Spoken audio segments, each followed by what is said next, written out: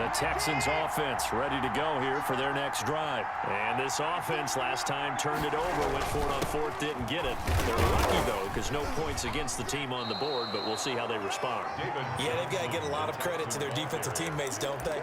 They had their backs on that last series, and because they did so, that allows the coach to still stay aggressive on offense and maybe go for it again in a similar situation. I was going to say maybe makes that offense feel good, but when you know you've got a defense making stands like that. Yeah, that'll loosen up things a little bit, won't it? Maybe you'll play a little bit better the next time you have the ball. Well, unfortunately, no win on this attempt, but you can select a replay.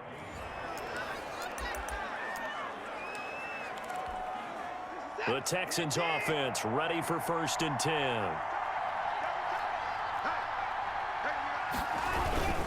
A first down carry here for Johnson. And just no chance of turning the corner. He can only get back to the line of scrimmage. 2nd and 10 coming up. Officially nothing on that last run. They'll try again 2nd and 10. At the 20-yard line. They'll try the air now with Watson. That's caught by his tight end, Jordan Akins. And he'll go down at the 26 following a gain of 6. Here's the 7th play of this drive. This is 3rd and 4. Out of the gun, Watson. And the Bills are going to get him as he goes down. And they weren't in zone coverage. They were in man, and each man did his job. And that looked like vintage, old-school coverage, didn't it? Man coverage reminded me of an old Raiders team. They had a Hall of Famer at one corner and a Defensive Player of the Year at the other, and they just locked people down. A 46-yard punt, 8 yards on the return. And the Bills will take over the football with a 1st and 10. And just like that, another ultimate challenge is...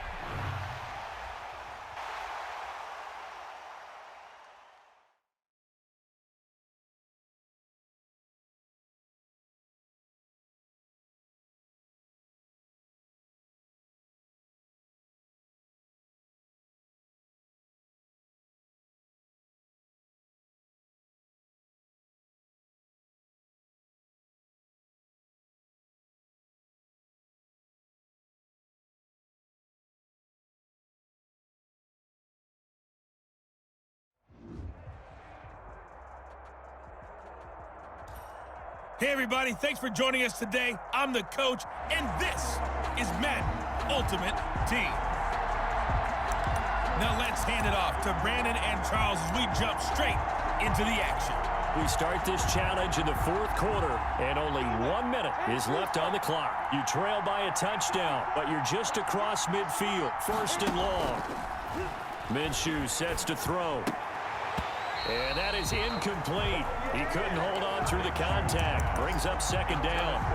Normally being a big-bodied receiver plays to their advantage downfield. Go up and make the catch, take the hit, and pick up yardage. But in this case, the hit was timed really well and popped it free from his grasp.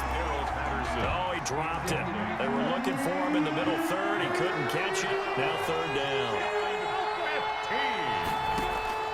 He's back to throw. Got some real estate inside the 30. And finally marked down at the 23. Boy, a nice play there as they wind up converting on 3rd and 15. 1st down, Jacksonville. They'll look to throw. His throw caught right around the 6. And all the way down inside the 5 to the 4. Add the gain here to the previous play, and it's better than 40 yards total. And he can't hang on to it. That would have sealed it. Instead, 2nd down. Brings up 2nd and goal. Line of scrimmage, again the 4-yard line. 2nd and goal.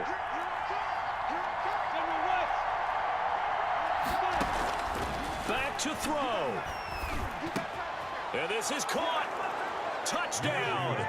And now they're an extra point away from winning this thing in the final seconds. Well, that's the one they had to have. Put them in a position where they're tied up, but I got to get out of the way. We still got an extra point that's pretty crucial. That's right. Just one more element to complete the victory.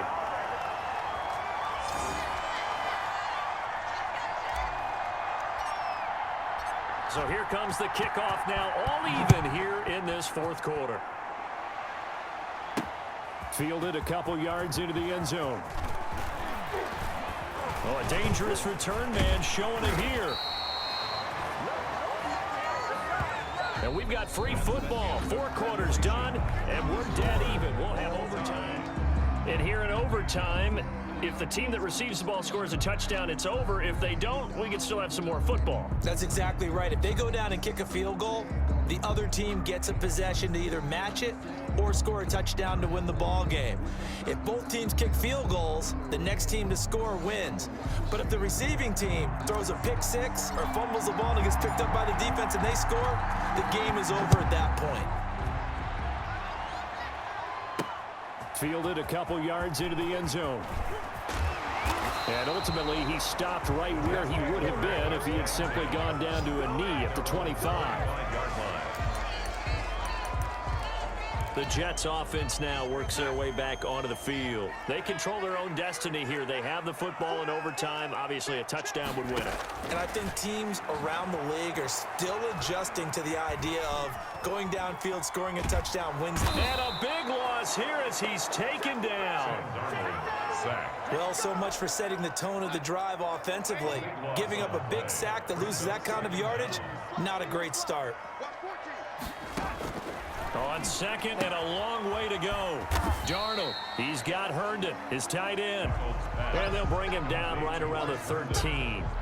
That catch good for 5. It's 3rd down. And now 3rd and very long. Are you cautious here? I think you have to be, because the first mantra of any football game is don't lose it. Then you give yourself a chance to win it. And if you go ahead and force... Oh, and it's intercepted. A.J. Boye with a pick. And they'll start with great field position at the 41-yard line. A costly mistake here at OT. And you know what they say, when you throw an interception like that in overtime, you don't usually get a chance to throw a second one. I mean, I'm not sure the analytics on it. Let's ask Marvin, our statistician, to ring that down for us. That's typically how coaches and teams feel about it. You throw one, you likely cost yourself the game. At the 40-yard line. And that is incomplete. A lot of force bearing down on him there. He could not hang on. It's 3rd down. In need of a 3rd and 10 conversion to keep this opening drive of OT alive. From the gun, Minshew to throw. Oh, so close but incomplete. Could have been a big turnover in overtime if he'd held on. Instead, though, it's 4th down. Already down 2 scores. They're going to go for this rather than settle for 3. On 4th down, Minshew got his man, Robbie Anderson.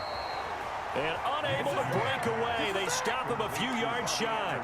The Jags come up empty on 4th down. And the Jets are going to get the football back. So they've gone for it twice now on 4th down in this game, and both times unsuccessful. I wish we could hear the headsets now between the head coach and the offensive coordinator. Now that they're 0 for 2, if they get into a 3rd situation, head coach might say, hey, you got anything for this one? Might get radio silence back. From the 36, Darnold. And this one incomplete. Too much contact to hold on to that one, and it's 3rd down. They head to the line facing a 3rd and 7 following the incompletion on 2nd down. The shotgun snap for Darnold. Flush to his right. Only able to get back a yard for his efforts, and that leads us to 4th down. Yeah, not much there that time, and I think we were both wondering once he got out of the box whether he just throw the ball away, and he winds up only picking up a yard or 2. He's averaging just under 50 yards a punt as he gets this. Oh, trying to gauge the sun, and he muffs it. But fortunately, he's able to recover his own fumble, or that could have been trouble. The Jaguars take over. I know there's no magnet in the ball, but sometimes for the punt returner, after such a scramble, it sort of feels that way, doesn't it? He has it, he loses it, somehow the ball finds its way back to him. Atone for his sin, and you know he's taking a deep sigh of relief. It's caught inside the 25. And he is in for the score. And it is absolute stunned silence here as they win it on the road in overtime. There you have it, another challenge and another victory. Now remember, you can always